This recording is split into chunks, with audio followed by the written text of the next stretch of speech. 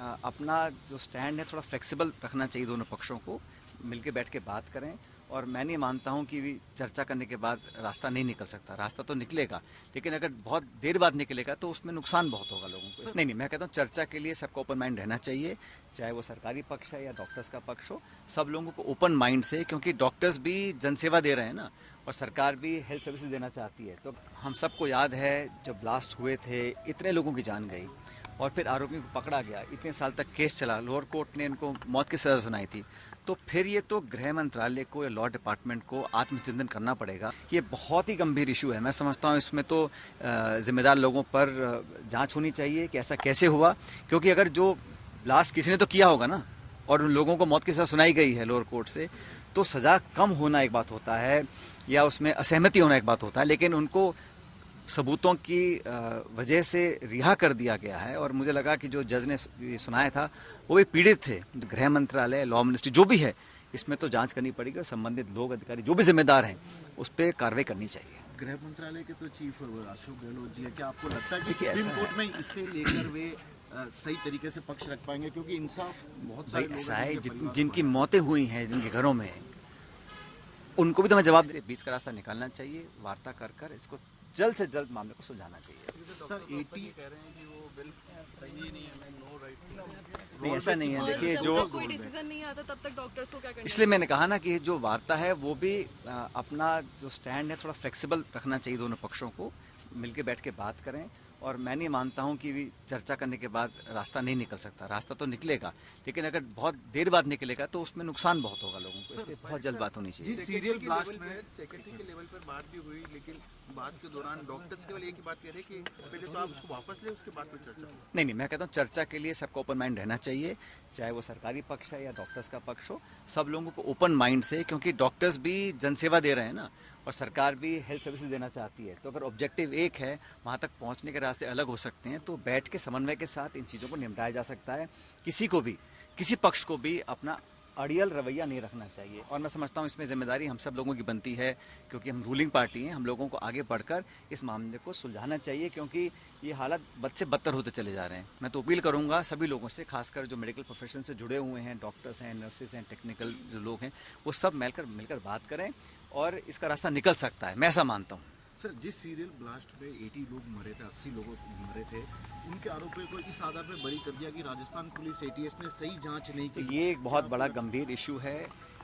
हम सबको याद है जब ब्लास्ट हुए थे, इतने लोगों की जान गई और फिर आरोपियों को पकड़ा गया, इतने साल तक केस चला, लोअर कोर्ट ने इनको मौत की सजा सुनाई थी।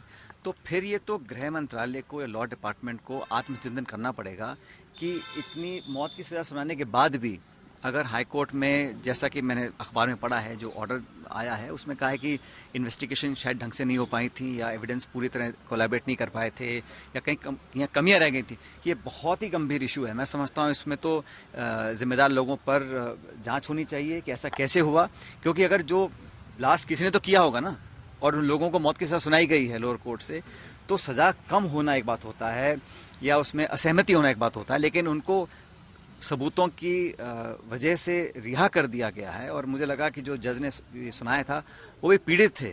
मैंने जो उनका स्टेटमेंट अखबार में पढ़ा है कि वो भी नहीं चाह रहे थे ऐसा हो, लेकिन अगर एजेंसीज काम नहीं कर पा रही हैं, सबूत इकट्ठा नहीं कर पा रही हैं, ढंग से उसको पुख्ता रूप से प्रस्तुत नहीं कर पा रही हैं, ये बहुत बड़ा विषय है, इस पर जांच होनी चाहिए। गृह मंत्रालय, लॉ मिनिस्ट्री जो भी है, इसमें तो जांच करनी पड़ेगी और संबंधित लोग, अधिकारी जो भी जिम्मेदार हैं उस पर कार्रवाई करनी चाहिए। गृह मंत्रालय के तो चीफ अशोक गहलोत जी है, क्या आपको लगता है कि सुप्रीम कोर्ट में इससे लेकर वे सही तरीके से पक्ष रख पाएंगे? क्योंकि इंसाफ बहुत सारे लोग ऐसा है, जिनकी मौतें हुई हैं जिनके घरों में, उनको भी तो मैं जवाब देना पड़ेगा ना। कई बार तो ऐसा होता है कि हमें आरोपी मिलते नहीं हैं जो ऐसे घिनौने अपराध करते हैं।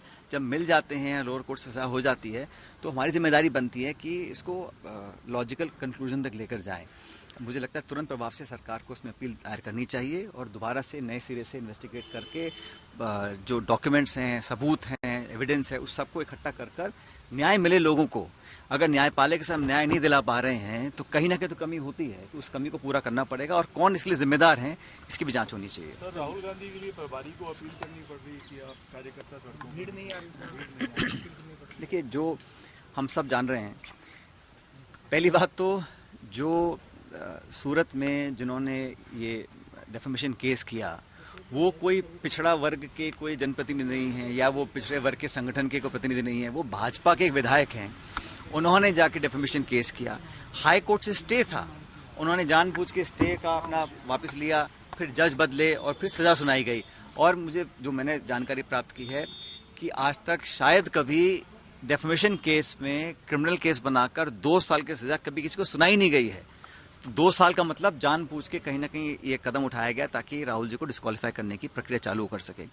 जजमेंट आने के 24 घंटे के अंदर अंदर लोकसभा से उनको निलंबित किया जाता है।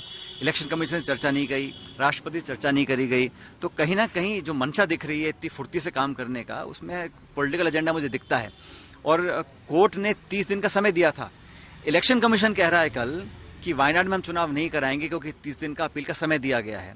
तो ये तथ्य क्या लोकसभा को मालूम नहीं था कि जब 30 दिन का समय दिया है अपील का तो उसके बाद कुछ कार्रवाई करते? लगातार जजमेंट आना, लोकसभा से निकाल देना, मकान खाली करवाना, ये पॉलिटिकल प्रतिशोध की भावना से भरा हुआ मुझे पूरा कदम दिखता है। क्योंकि ये केस सब जुडिस है, मैं केस के बारे में कुछ कहना नहीं चाहता हूँ, लेकिन ये बात देश और दुनिया सब जानते हैं कि राहुल गांधी जी ने जब भी कुछ बोला था उन भगड़ों के लिए बोला था जो देश छोड़ के भाग गए, उनके नाम लिए उन्होंने तो डेफेमेशन केस नहीं किया। भाई अगर वो हाथ होते तो डेफेमेशन केस करते। तो डेफेमेशन केस कर उसको क्रिमिनल ऑफेंस के दायरे में लाकर 2 साल की सजा सुनाकर संसद से निकालकर एक उदाहरण प्रस्तुत करने की कोशिश की गई है कि भारत सरकार के खिलाफ जो अपनी आवाज बुलंद करेगा, पार्लियामेंट में बोलने की कोशिश करेगा, जो अदानी इशू को लेकर इतने मुखर रूप से राहुल जी बोल रहे हैं, उनकी आवाज को दबाने का जो काम सरकार करना चाहती है। और पहली बार देखा है मैंने कि 45 लाख करोड़ का बजट केंद्र सरकार ने बिना चर्चा के पास करा दिया। रूलिंग पार्टी के मेंबर्स सदन को चलने नहीं दे रहे हैं। क्यों? क्योंकि वो चर्चा चाहते नहीं है, वो जेपीसी चाहते नहीं है। तो मुझे लग रहा है कि ये जो पूरा पॉलिटिकल डेवलपमेंट हुआ है ये देश के लोकतंत्र के लिए बहुत बड़ा सवाल है और जनता इस बात को समझ रही है। एक व्यक्ति की बात नहीं है। अगर ऐसे जो विरोधी सांसद विधायक होंगे, आप किसी न किसी बहाने उनको विधानसभा से निकाल दोगे, लोकसभा से निकाल दोगे, तो लोकतंत्र का क्या होगा? अपनी बात रखने का अधिकार हम लोगों को है। हमारी बात आपको पसंद ना हो, हमारे विरोध आप असहमत हो, ये तो लोकतंत्र में चलता है। लेकिन बोलने ना दिया जाए, सदन से निकलवा दिया जाए, ये मैं समझता हूँ बहुत गलत है और ये गलत दिशा में देश जा रहा है।